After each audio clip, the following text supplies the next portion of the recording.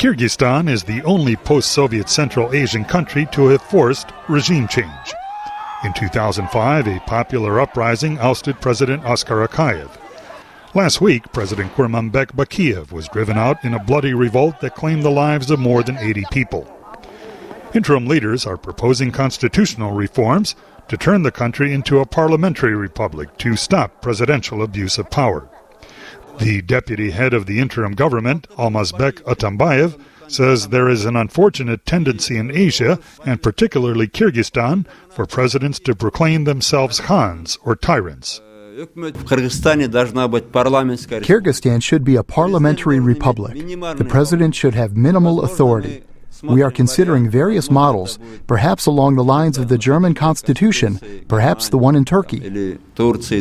Independent political analyst Tamerlan Ibragimov says parliamentary rule demands that Kyrgyz political parties learn the art of compromise. In our country, there is not so much an absence as there is an insufficient understanding of what democracy really is.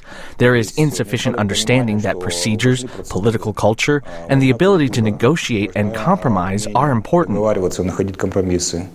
Kyrgyz State University professor Murat Suyimbayev cautions that a parliamentary system could exacerbate political corruption. У нас это усилит трибализм, это усилит коллективную безответственность властей. It will increase tribalism. It will increase collective irresponsibility, because when President Bakiyev abused power, it was clear who was responsible. But if Parliament and 100 lawmakers abuse power, it is not at all clear who will be personally responsible. Персонально отвечать абсолютно неясно. Analyst Tamerlan Ibragimov says demands of the people for better economic conditions and clean government are slowly merging with the desire of politicians to win positions in a parliamentary republic. Accordingly, all of these leaders are already thinking about parliamentary elections in the near future. So I doubt they will be thinking that they need a single leader, but rather they will be working to develop and strengthen their political parties to win those elections.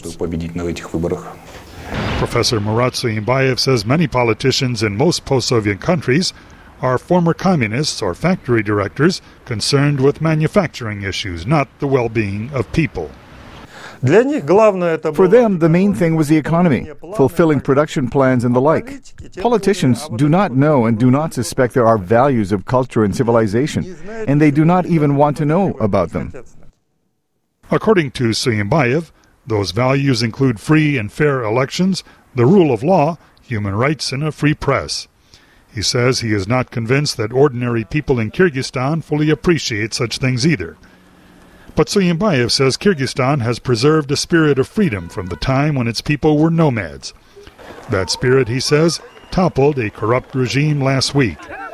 Everyone mourns the loss of those who died in the process and seeks to avoid further loss of life.